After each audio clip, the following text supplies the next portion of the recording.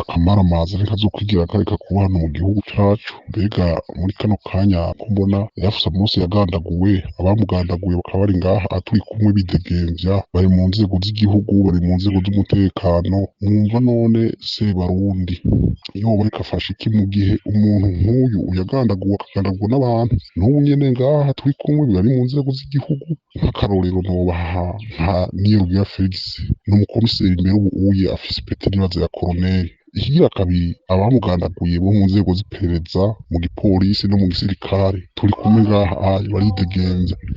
Ariko manyakubahwa, mwumva umukuru w'igihugu yirwa arasemera avuga ngo arafise ivyo ariko arahindura, yoba ariko ahindura ibiki? Nta kintu na kimwe ngaha iwacu gishobora guhinduka, nta kintu na kimwe ngaha iwacu gishobora gukorwa, ahubwo umukuru w'igihugu aba ariko ahuma amaso abakungu, aba ariko ahuma amaso abantu, aba ariko ahuma amaso abashobora gufasha abarundi.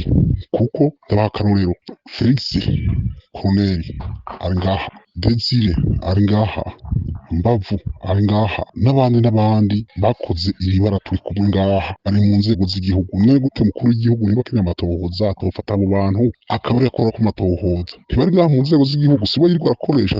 Twosaba rero yuko batosubira kuvuga ngo ubutungane, batosubira kuvuga ngo umukuru w'igihugu ariko arakora, kuko abantu bakora ivyo vyaha, bakora ibi bintu, Mbavu tumuzi ku izina rya Mbavu, nta rindi zina tumuzi ko. Mbavu asanzwe ari we akoreshwa aya mabi, akora n'iperereza, akora n'igipolisi.